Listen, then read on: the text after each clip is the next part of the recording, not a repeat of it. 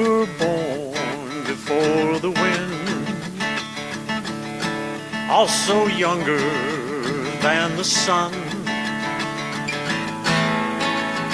Ere the bonny boat was won, as we sail into the mystic.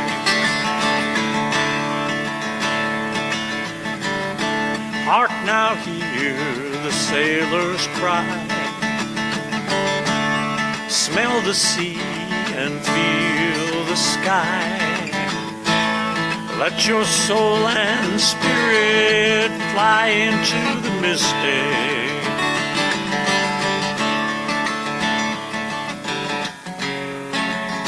When that foghorn blows, you know I will be coming home.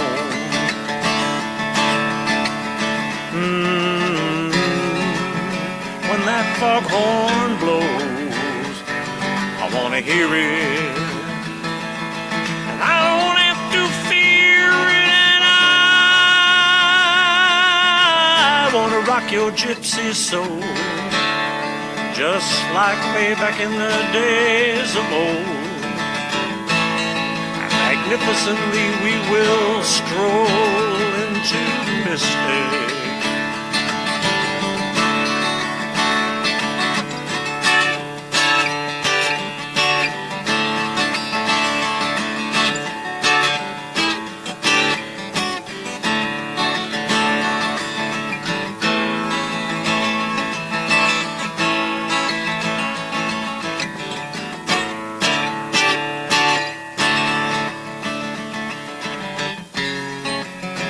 When that foghorn blows, you know I will be coming home.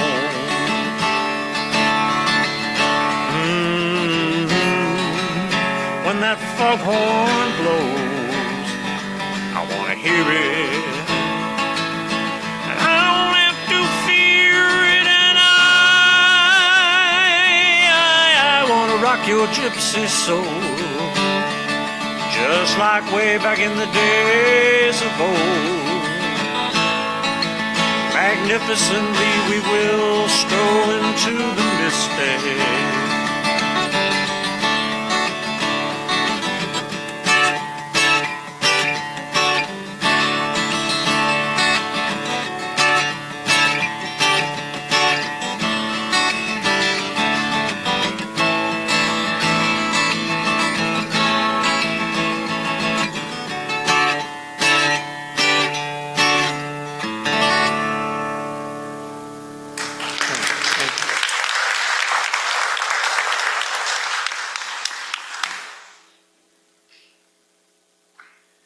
Good morning.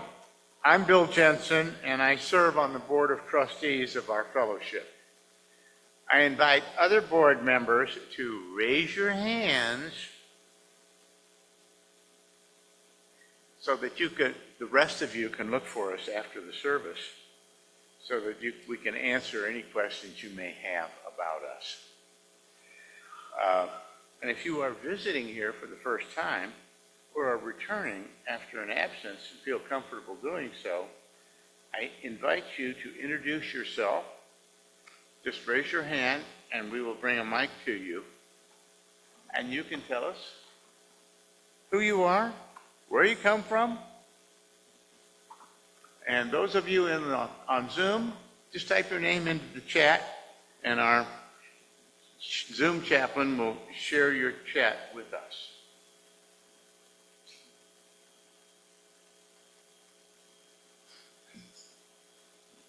Hi, I'm Terry. I moved here from Hallandale last year around this time.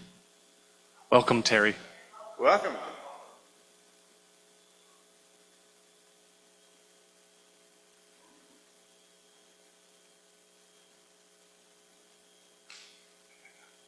Hi, I'm Hannah. I just moved here from Atlanta. I've been here less than a week. I'm in Atlantis right now. So if anybody's in the area, please come say hi. Welcome, Hannah. Welcome.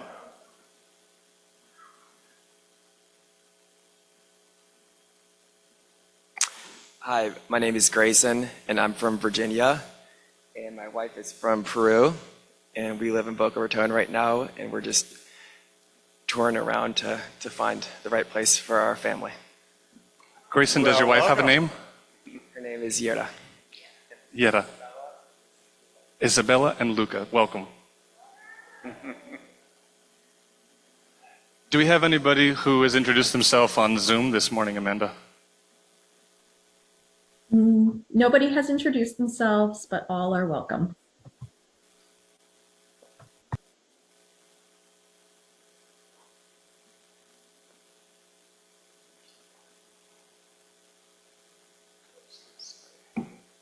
Please join us in singing our fellowship's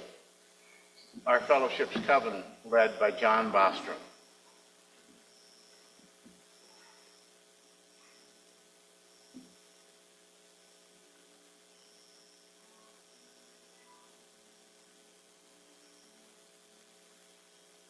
Love is the doctrine of this faith. Quest for truth, its sacrament, and service is its prayer. To dwell together in peace, to seek the truth in love, to the end that all shall grow into harmony. Thus do we covenant, thus do we covenant, thus do we covenant with each other, with each other, with each other.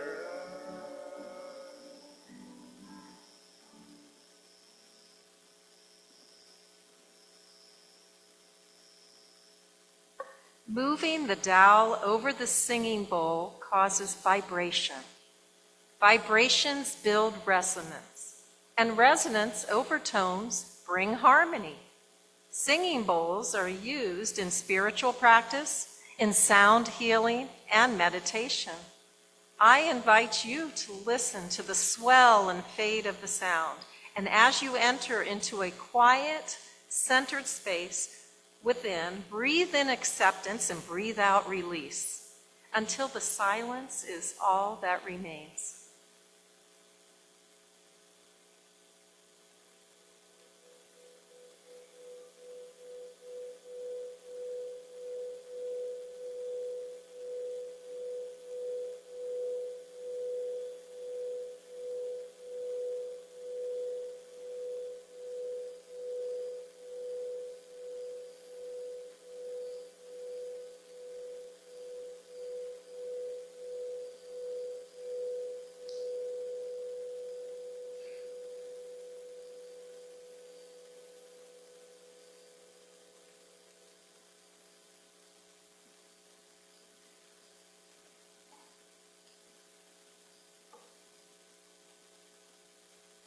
As we light our chalice in this sanctuary this morning, we invite those who participate on Zoom to light a candle as well.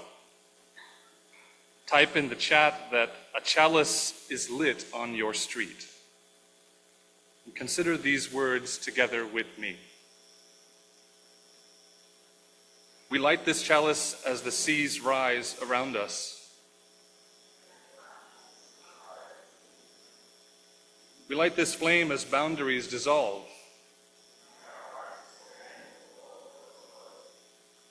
We kindle this fire as ice becomes water.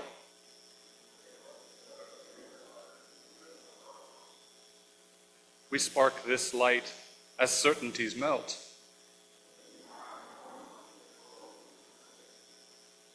This flame dances like sun on rising tides.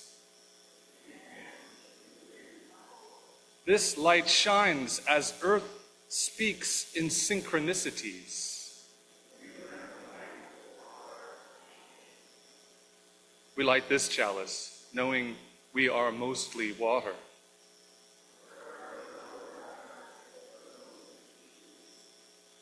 May this flame remind us we are not separate from the rising seas. We are consciousness itself, rising to meet what we have created, ready to create anew. I'm going to ask for help on this one, so if I could ask my participants to come forward over here.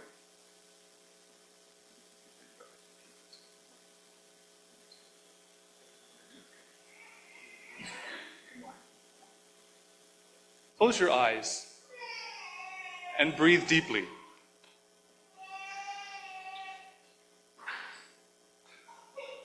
We stand in a dream at the edge of the ocean on the rocks of Boca Raton Inlet, a waterway that stretches through canal systems all the way to Lake Okeechobee.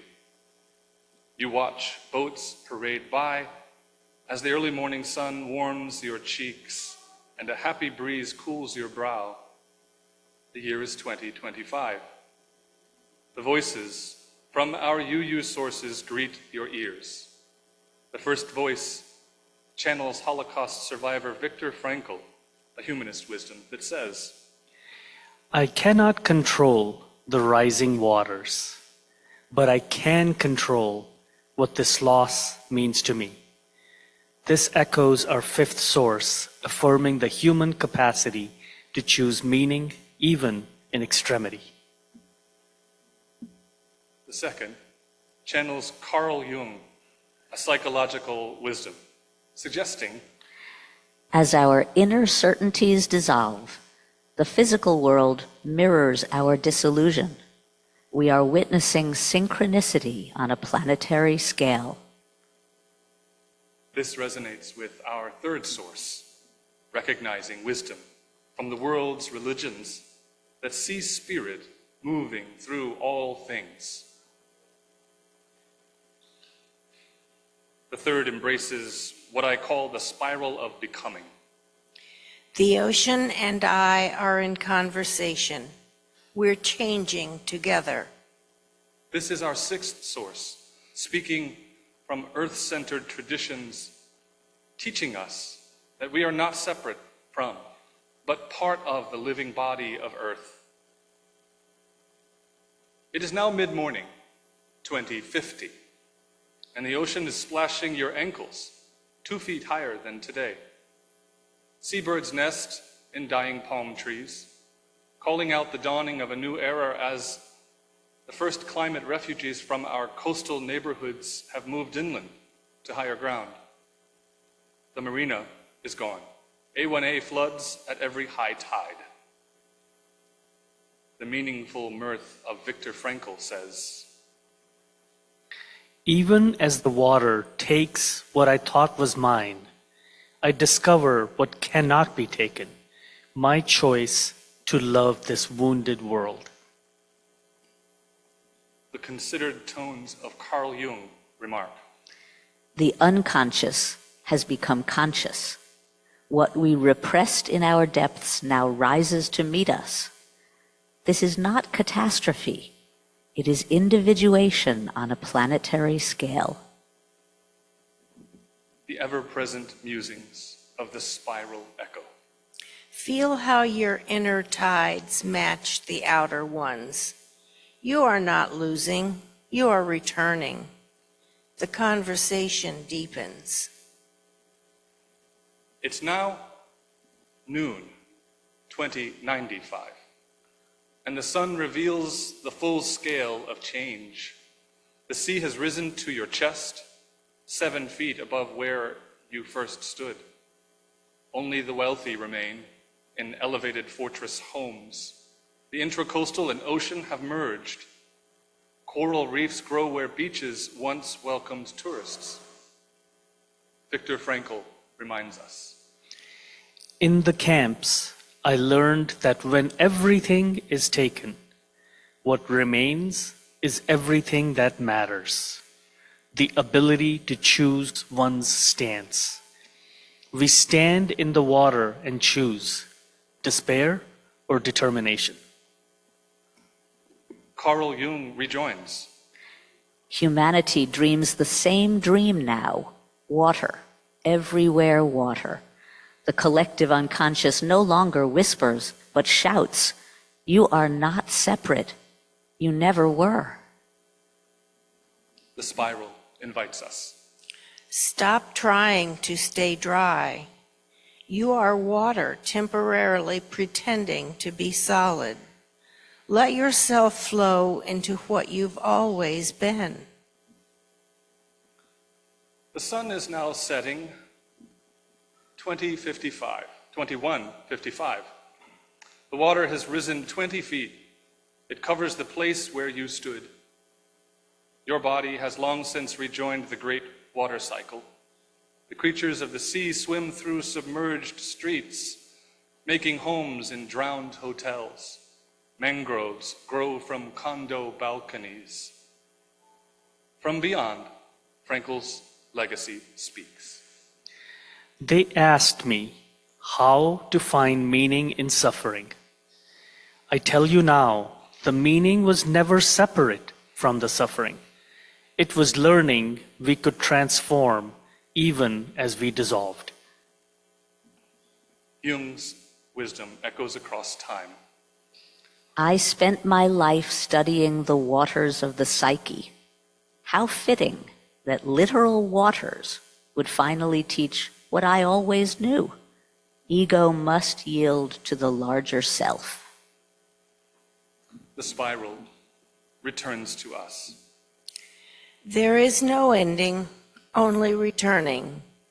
What seemed like loss was reunion. The waters rose, and consciousness rose to meet them. The conversation continues in every drop of rain, every tear, every tide. You are here. You have always been here. Take a deep breath. Feel your body. 70% water in this room. Open your eyes. You're here now in 2025. The choices you make today create the dreams of tomorrow. What will you choose?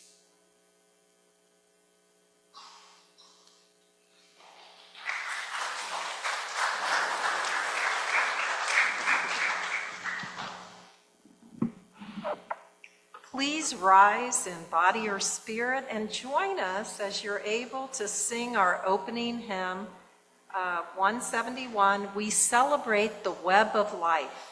It's in the Singing the Living Tradition hymnal.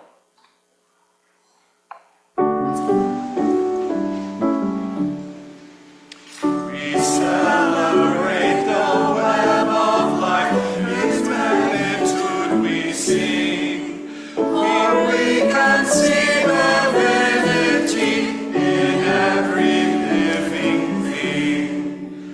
A fragment of the perfect whole in cactus and in quail, as much in tiny barnacle as in the great blue whale. Of ancient dreams we are the sum, our bones sing stone to star, and bind our future worlds to come with words that were and are. Respect the water, land, and air, which gave all creatures birth. Protect the lives of all that share the glory of the earth.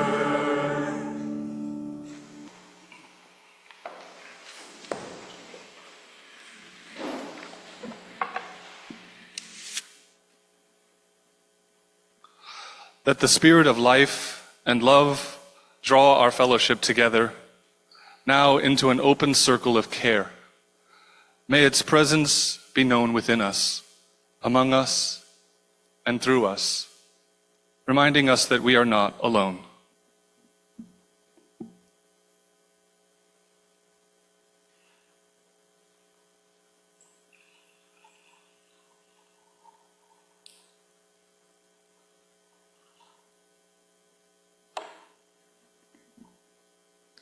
We encourage you to write personal concerns and joys in the Book of Living Memory on the podium in Osias Hall.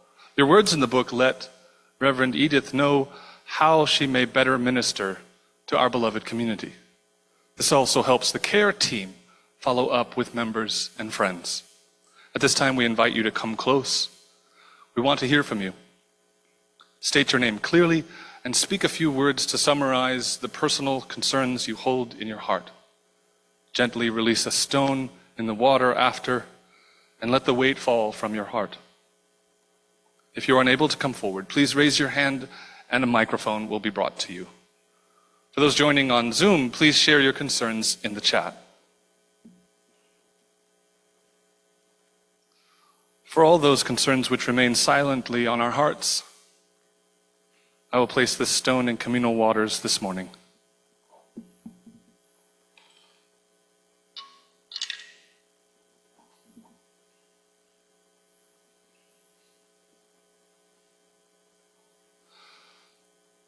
And now we'll do a silent and spoken meditation, followed by our congregational response. Breathe with me now. Feel the water within you, the tears that shed or still held, the blood moving through your veins like tides, the moisture on your breath. You are an ocean contained. And this ocean which knows the ocean without. Your salt recognizes its salt. Your tides feel its pull. Your depth calls to its depths. The grief you've just witnessed, your own, your neighbor's, is not separate from the grief of the glaciers. Your tears are not different from the rain that fills the rising seas. You are not grieving about the world. You are the world grieving. Feel now where these waters meet, inner and outer, personal and planetary, tear and tide. This is the place of synchronicity. This is where consciousness rises. This is where the conversation begins.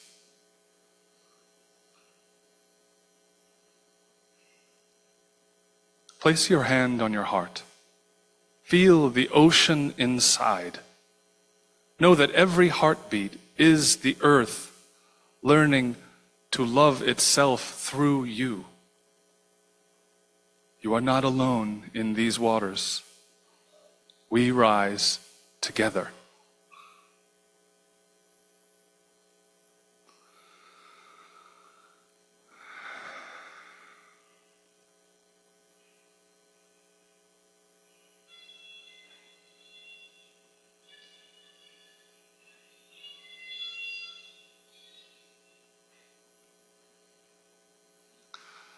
Thank you for the music. When you're ready, let your eyes gently open. Stay connected to the water within as we continue our journey together. Blessed be these rising waters. Blessed be our rising hearts. Please remain seated as the choir leads us in our congregational response with lyrics on the screen.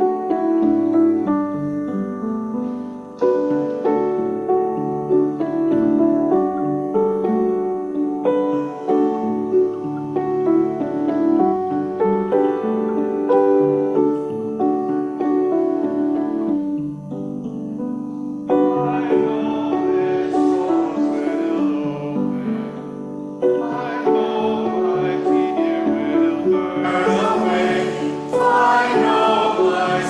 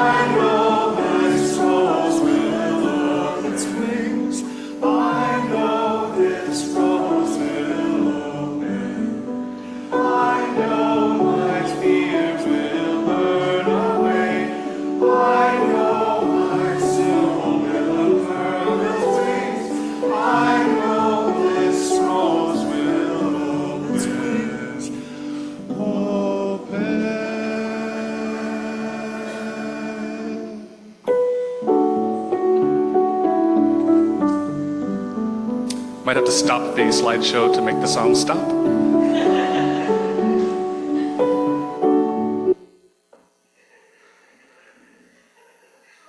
That's okay, we don't need it now anyway.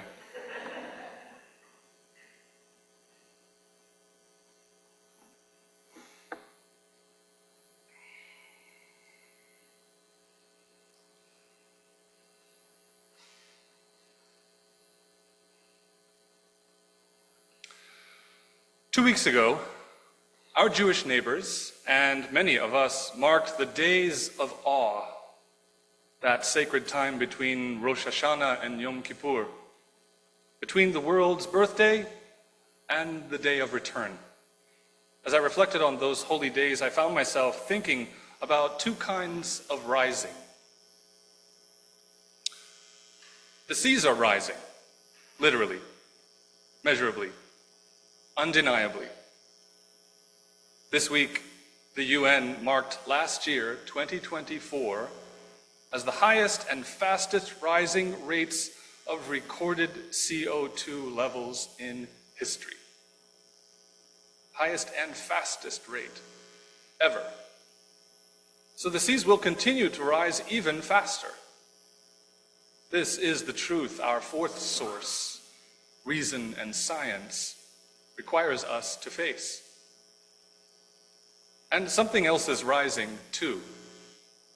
A consciousness,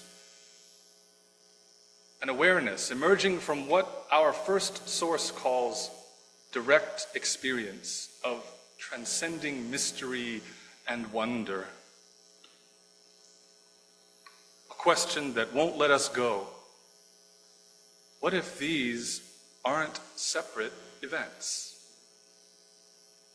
We need not think alike to love alike, says Francis David. But what if thinking and loving are both rising like the tide, asking us to expand our understanding of who we includes? Let me share something with you that might change how you see everything. Your mind is a myth-making machine. Every day, you're not just experiencing reality, you're storying it into being. I call this the mythopoeic journey, from the Greek words mythos and poia, to make. Our non-creedal tradition means we don't all have to, and technically can't, see the world the same way.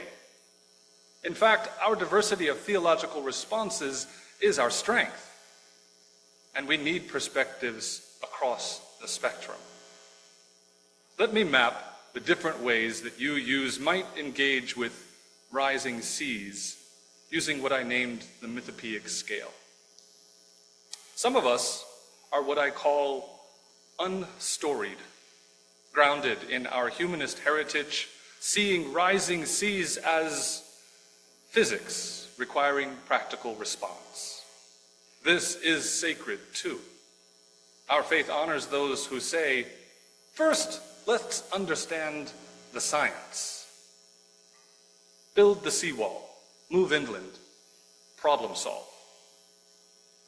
Others are awakening, witnessing climate change, feeling strange stirrings when they see flooded streets, wondering why we take it personally, sensing there's meaning we can't quite name, beginning what our first principle might call recognition of the inherent worth and dignity of the ocean itself. Some have become symbolists, drawing from our mystical traditions, seeing water everywhere as spiritual teacher, as symbol. Boundaries dissolving, the unconscious rising, the return of the repressed. The Greek philosopher Heraclitus and his river we can never step in twice. Still others are inner caste keepers, using our commitment, drawing from our commitment to psychological wisdom to recognize multiple inner voices: the denier, the griever, the activist, the child.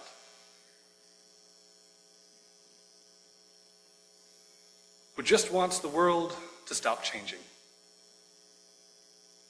And some are becoming myth crafters, myth weavers, and myth architects, embodying our prophetic tradition by creating new rituals, theologies, and ways of being with rising waters, actively creating new stories, rituals, and realities for living with rising waters, both literal and metaphorical. More about that later. But it's important to note that the same person can be at different points on the scale for different aspects of climate response. Where are you on this scale? More importantly, where is the rising water inviting you to go next? During the recent days of awe, Jews around the world read, "Today the world is born." Not was born, is born. Present tense. This teaching from our faith source, our fourth source, Jewish wisdom, that calls us to respond to love by loving our neighbors, offers profound insight. Jewish mysticism teaches that creation isn't a one-time event. It's happening right now through our participation with we are shutafim, as they call it, partners with the divine in ongoing creation. This resonates deeply with process theology, influential in UU thought, which sees the universe as constantly becoming, with us as co-creators in each moment. As Reverend Rebecca Parker writes, we are partners in the work of creation. But partnership comes with responsibility. Tikkun olam, repairing the world. A central concept in Judaism is that calls for individuals to improve the world and bring it closer to a state of justice, harmony, and divine fulfillment. It isn't just about fixing what's broken. It's about recognizing what our seventh principle and Article 2 values name. We are part of the interdependent web, always co-creating, whether consciously or unconsciously. This from Article 2. We honor the interdependent web of all existence, with reverence for the great web of life, and with humility, we acknowledge our place in it. We covenant to protect Earth and all beings from exploitation. We will create and nurture sustainable relationships of care and respect, mutuality and justice. We will work to repair harm and damaged relationships.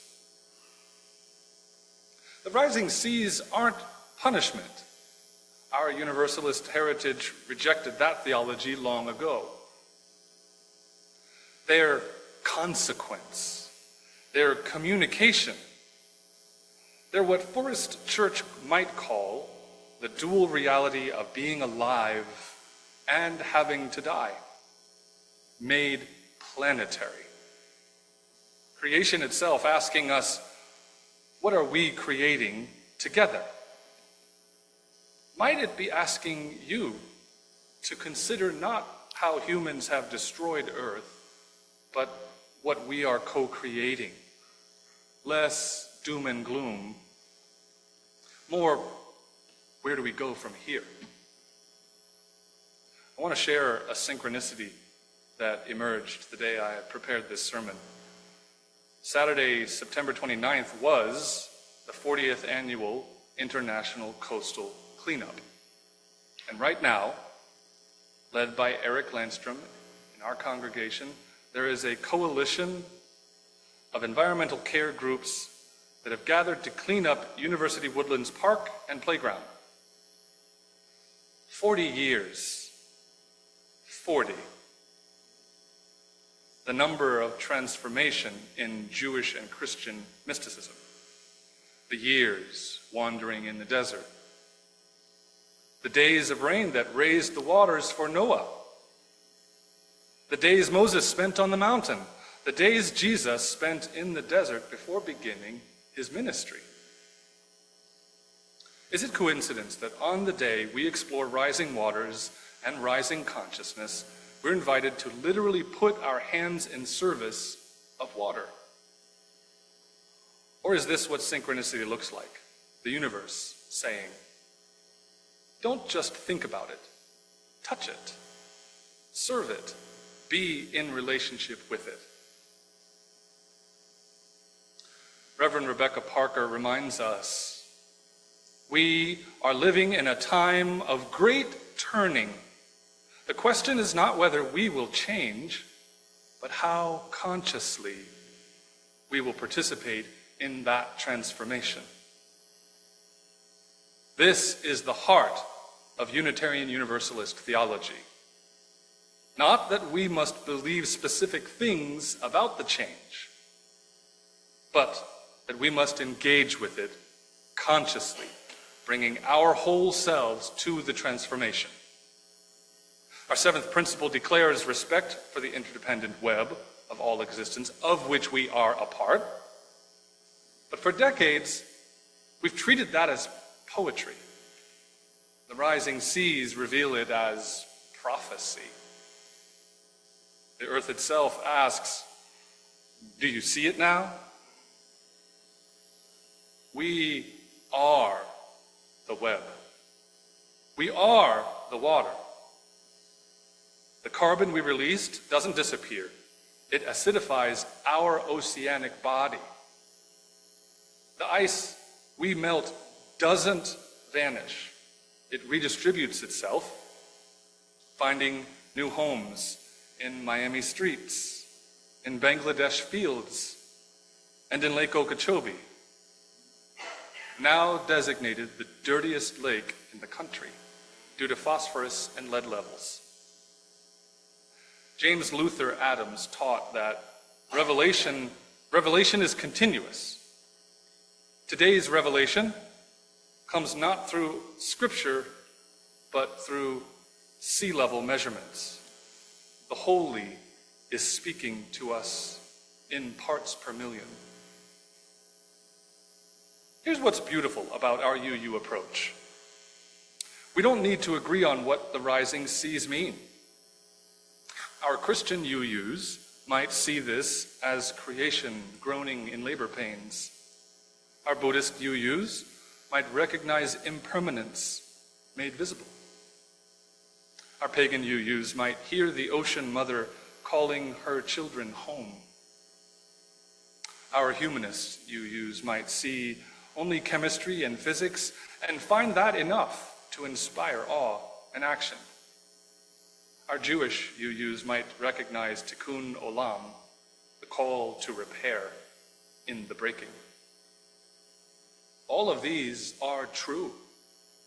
As Forest Church taught, religion is our human response to the dual reality of being alive and having to die.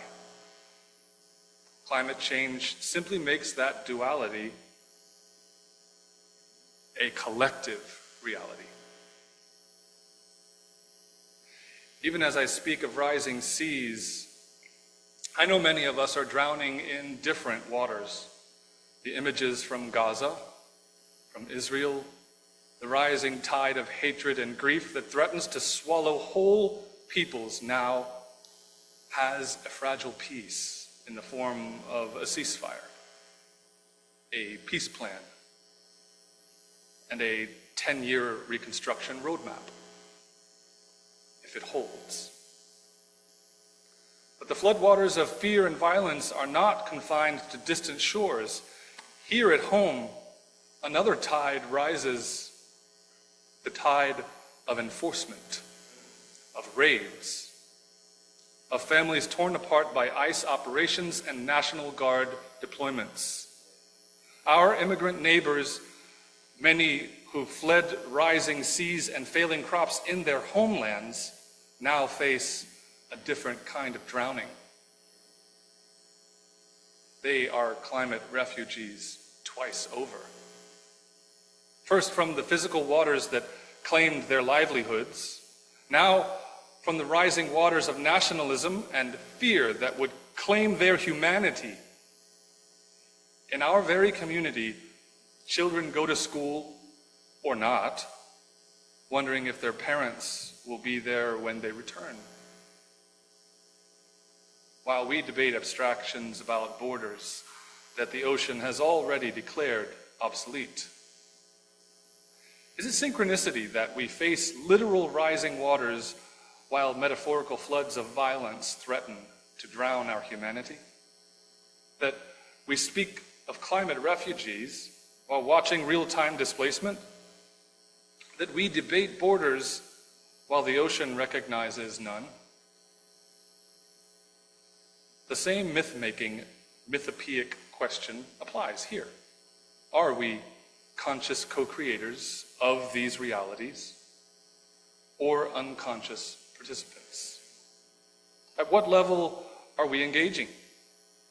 As unstoried fact gatherers? As awakened feeling beings? As myth crafters of new possibilities?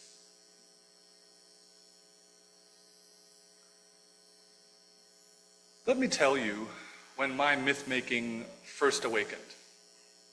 My mother, Barbara Roth, who just became a member last Sunday.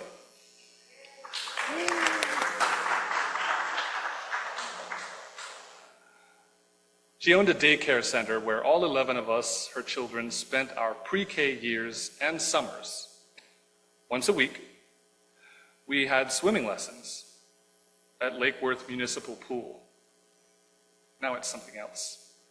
When I was maybe 7 or 8, I was doing a lap across that pool as part of a test under the watchful eyes of lifeguards. Halfway across, I breathed in a gulp of water and began to panic. I flailed and splashed until I became exhausted. My muscles burned. I was barely keeping my chin above water. I remember wondering when the lifeguard was going to arrive to pull me out. And then I realized they weren't coming. Nobody was watching me. And I was going under. And something happened that I couldn't explain. My body didn't want to drown. So my scrawny, exhausted limbs kept paddling and splashing until I reached the side of the pool and lay there both angry and embarrassed. I never told anyone, but that was the day I learned I had to save myself.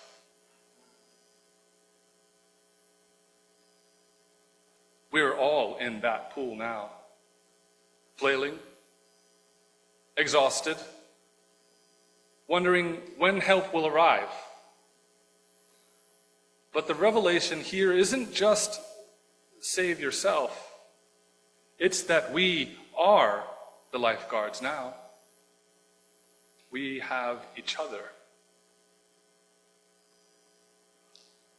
Now, let me speak directly to the climate grief I see in so many eyes. Your grief is not weakness. It's the beginning of mythopoeic consciousness. It's the awakened edge recognizing your part of the story. But grief can become a gateway. Through wherever you are in the mythopoeic scale, we can transform. From grieving what's lost, awakened, to seeing the poetry in the loss, symbolist, to hearing all our inner voices about it, inner caste keeper, to creating rituals for letting go, the myth crafter, to building movements of meaning, myth weaver, to architecting new ways of being with water, myth architect. Here's what Jung's synchronicity really means in our context. The outer rising of waters and our inner rising of consciousness aren't separate phenomena. They're the same movement, the universe expressing itself in different mediums. As Arctic ice melts, frozen hearts thaw. As coastlines retreat, old boundaries dissolve. As salt water intrudes, tears finally flow. As islands disappear, isolation ends. This isn't cosmic punishment or mystical bypassing. This is the deepest recognition. We are Earth. We and Earth are in therapeutic relationship. We're in couples counseling. And both parties need change. Jung would say this is exactly how synchronicity works. When we're internally aligned with a question, the universe provides the stage for an answer. Forrest Church asked, "What do we teach our children?" In the face of rising seas, I say we teach them this. You are made of water. Literally, scientifically, spiritually. When the ocean rises, it's not other, it's us. We are not saving the planet, we are saving ourselves. Because we are the planet, temporarily organized into the shape of people.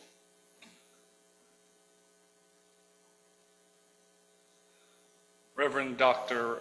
Rebecca Parker writes of collective salvation, that none of us are saved alone. The rising seas make this visceral. Your seawall cannot save you if mine fails. Your high ground means nothing if your neighbors drown. This is UU theology made manifest. Salvation is not individual escape, but collective transformation.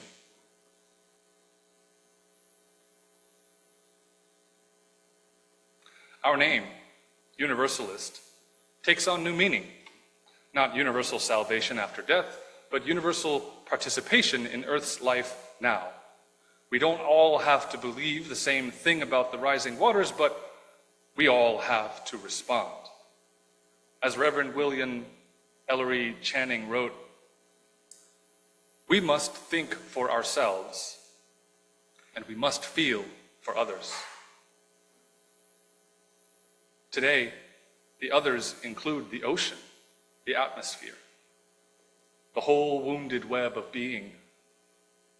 So here's my invitation as we stood in those days of awe between birth and rebirth. I ask you to take the order of service insert, right,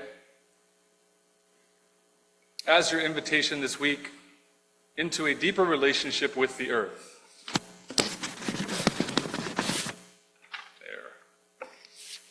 There it is, that one. Nope, that's not it either. We got a lot of inserts today. This one with Rebecca Parker and William Ellery Channing on the back. So take that home with you.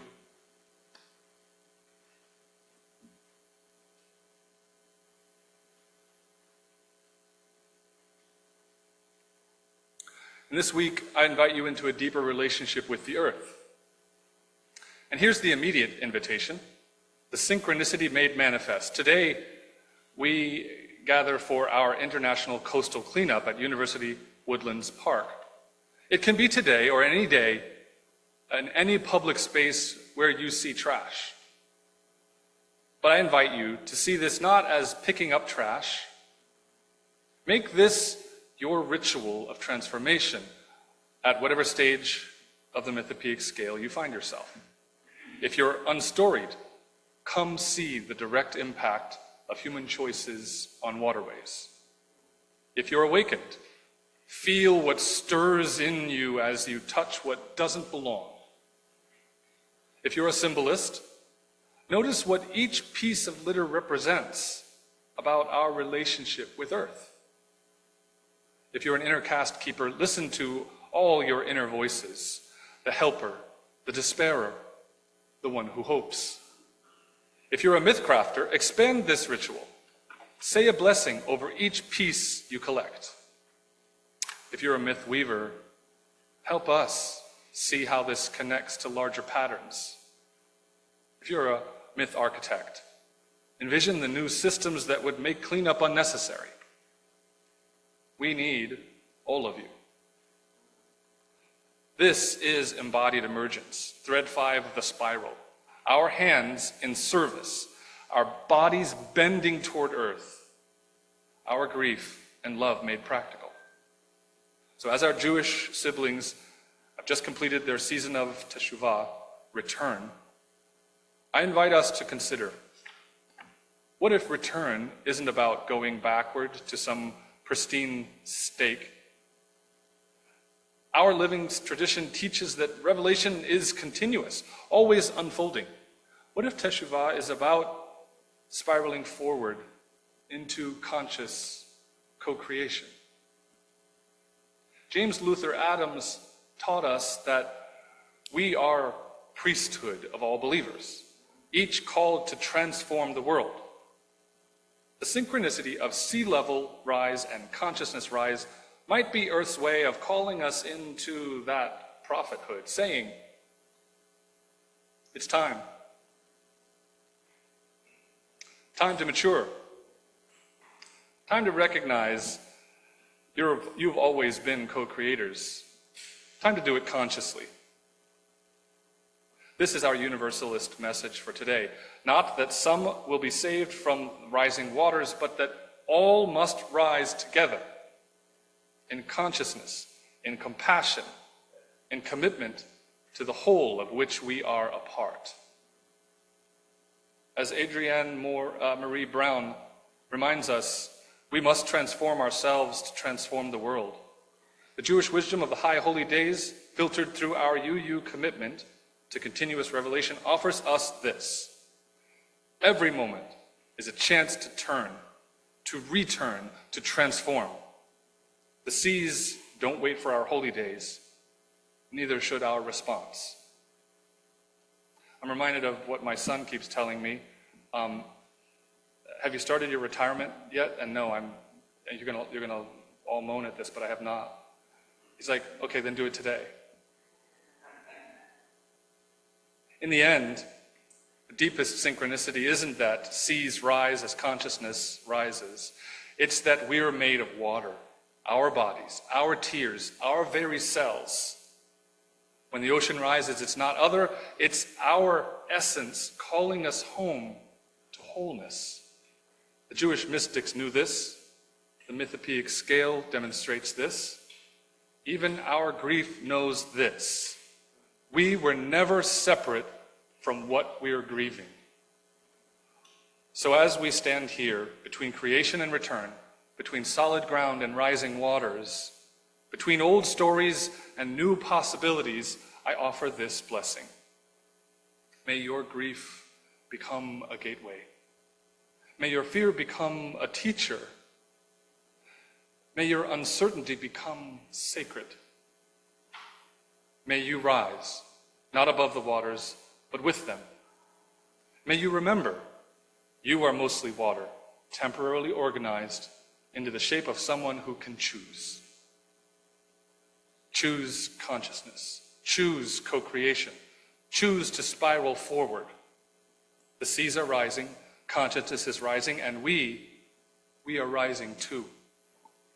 Not to escape the water, but to remember we are water, learning to love itself in new forms. The seas are rising. Consciousness is rising. And today we rise from these seats to meet them. Amen? Ken Yehi Ratzon. May it be so. And blessed be.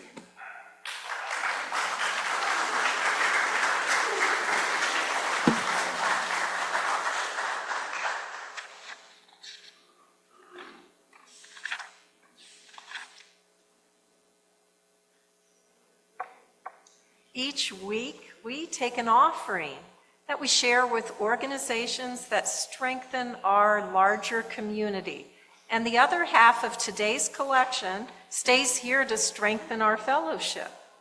Ushers, please start passing the baskets.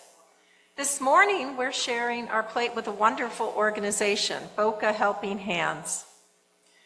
And they provide food, job training, access to health care, and financial assistance to help individuals and families improve their quality of life and build financial stability.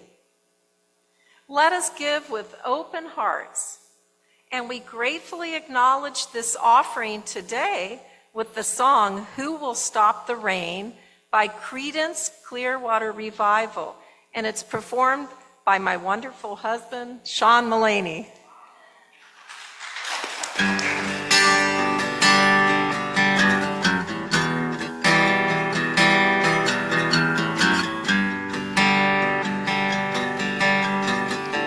Long as I remember,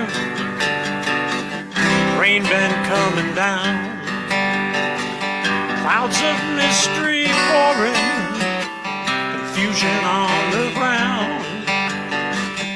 Good men through the ages, trying to find the sun, and I wonder, still I wonder, who'll stop the rain. I went down Virginia, seeking shelter from the storm, caught up in the fable, I watched the tower grow. 5-year plans and new deals, wrapped in golden chains, and I wonder, still I wonder, who stopped the rain.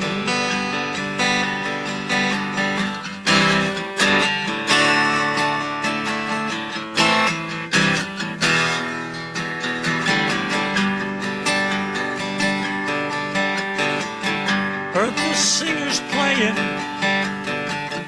how we cheered for more. Cloud had rushed together, trying to keep on. Still the rain kept pouring, falling on my ears, and I wonder, still I wonder, who stopped the rain.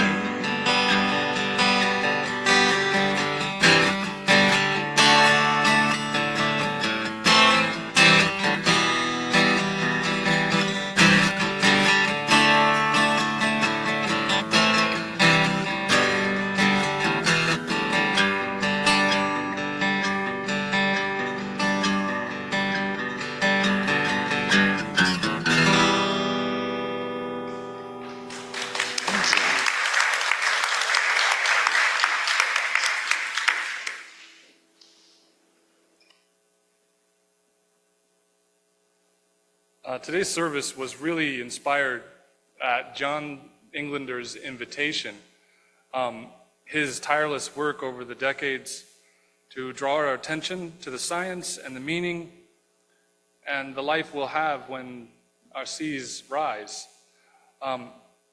He's going to come up and speak in a moment. But today was also inspired by Eric Landstrom, the gentleman you saw rushing around outside, and his tireless efforts to organize local beach and park cleanups inspire us to do the same, to engage with the earth in new ways. So I'm going to invite John to come up and speak a little bit. And after the service, he'll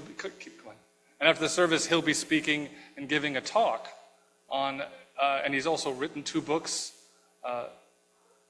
moving to higher ground, and he'll tell you about others. But thank you, John Englander. Thank you, Ron. The theme of synchronicity and rising waters is brilliant. And this came out of a little conversation that Ron and I had out in the courtyard, I think about 4 or 5 months ago. He wanted me to do the program with him, and I had the wisdom to realize that he had a full program in his head without me. And although I appreciate the connection as we've agreed, I'm going to do a little briefing and report from Greenland at noon here for those that are particularly interested in that. But I do want to speak to the synchronicity because it really grabs me. And I think it's a brilliant juxtaposition. And I could see from a lot of the heads nodding and eyes opening around the room, a lot of Ron's points are really thoughtful and creative and brilliant. And I really appreciate that. And him involving me in this program. The synchronicity issue is absolutely true. I think if you'd met me when I was 20 years or younger, I would have dismissed it. But in my early 20s, I was a geology major in college, and I worked in the Bahamas on school breaks as a dive guide. And it was during an event there, as I've described in both my books, that at 200 feet underwater, I found it was an ancient shoreline. And a little bit of the conversation with my professor when I got back to college in the fall was that this is where sea level was 200 feet underwater now, and it was only 11,500 years ago. That's very brief in terms of Earth history of 4.5 billion years and things we think about. Even days of Christianity or Old Testament timescales of 5 or 10,000 years, or 2,000 years, or 5,000 years. Okay. Just 11,000 years ago, sea level was 200 feet lower. That thought planted in my brain, and I actually haven't gotten it out since. And my wonderful wife, Linda, here, who has been a member with me of this congregation, with our daughter, Rachel, I think was one who really opened my eyes to the synchronicity and the spirituality and the things that we can't quantify and measure as scientists. And it's more than a coincidence. I have been in the right place, right time to tell the story of sea level rise in a way that I never could have imagined, in really subtle and even kind of funny ways. Like my first book, High Tide on Main Street, came out in 2012, the week of Hurricane Sandy hitting New York, which we'll all remember, I'm sure, that amazing event that did something unbelievable. I described that event in my book, which was published a week before Sandy.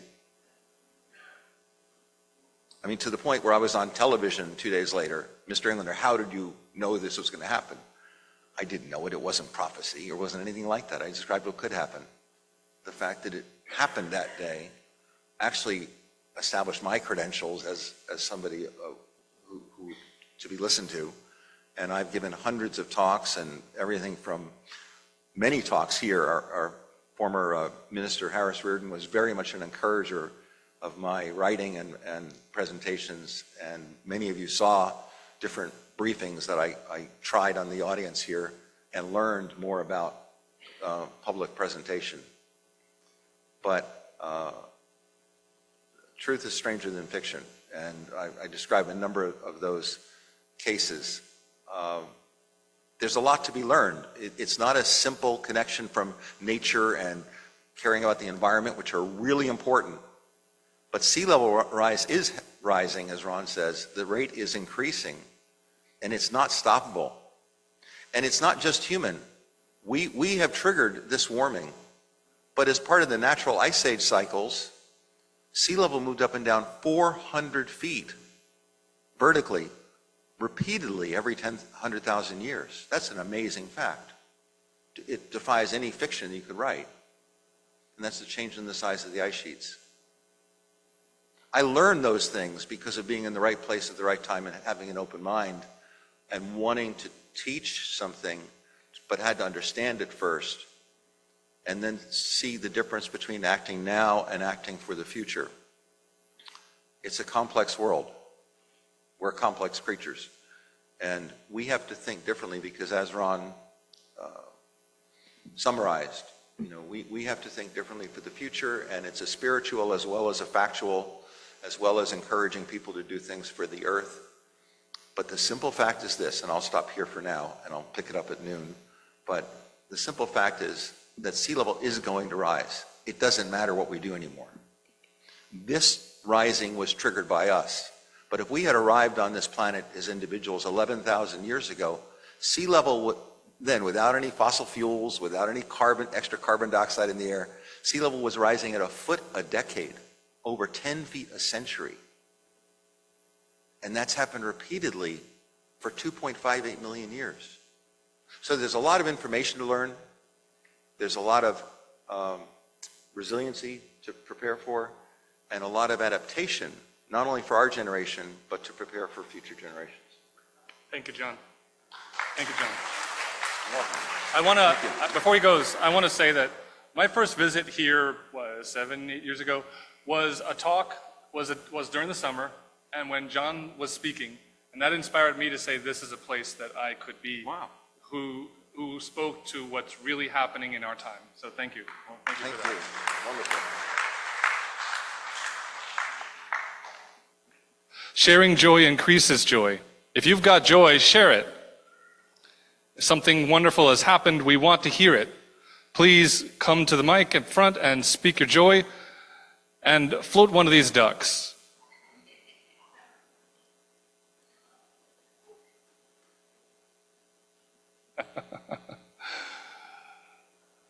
To symbolize our joy's buoyancy upon the waters of life. Please be sure to tell us your name, speak a little slower than usual, so every word is heard, and keep your joy to as brief as you can. If you're not able to move easily to the microphone, we can bring a mic to you.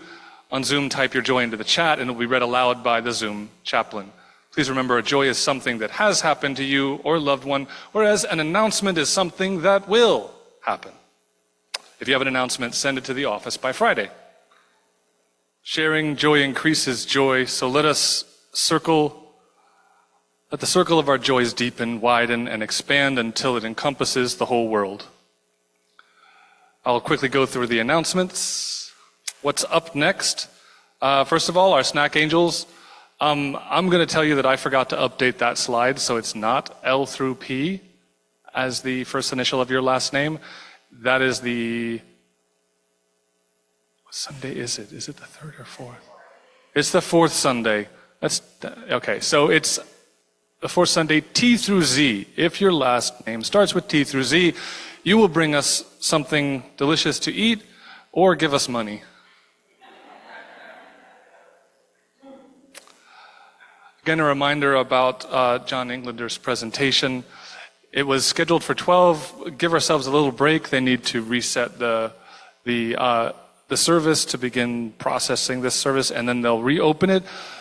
On Zoom, you'll just rejoin the service, the regular worship service link, and that will begin shortly after 12, as soon as we get it up. So thank you for your patience there.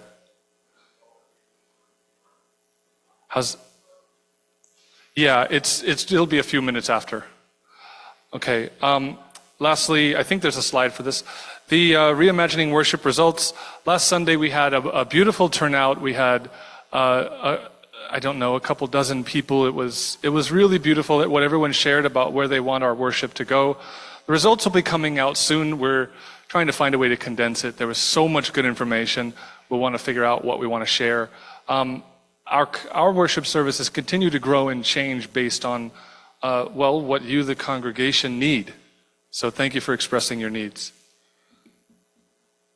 My screen has gone dark.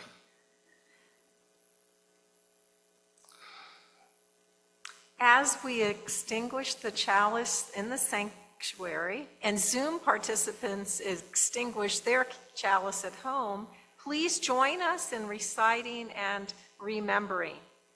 We extinguish this flame, but not the light of truth, the warmth of community, or the fire of commitment.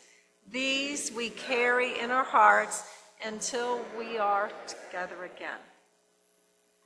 And please rise in body or spirit to join singing as you're able to. Our closing hymn is a song you all know, Blue Boat Home.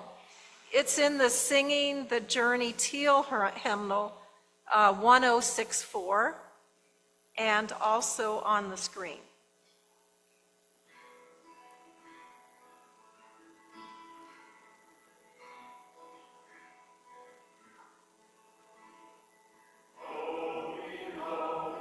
Feel no more standing on these mountains and plains, far away from the rolling ocean. Still my dry heart can say, I've been sailing all my life now, never harbor or port have I known. The wide universe is the ocean I travel, and the earth is my blue boat home. Sun, my sail, and moon, my rudder, as I fly the starry sea, leaning over the edge in wonder, casting questions into the deep, drifting here with my ship's companions, all we kindred pilgrim souls, making our way by the lights of the heavens in our beautiful blue boat home. I give thanks to the waves upholding me, and the brave winds urging me on. Greet the infinite sea before me, sing the sky my sailor's song. I was born upon the fathoms, never harbor or port have I known. The wide universe is the ocean I travel, and the earth is my new boat home.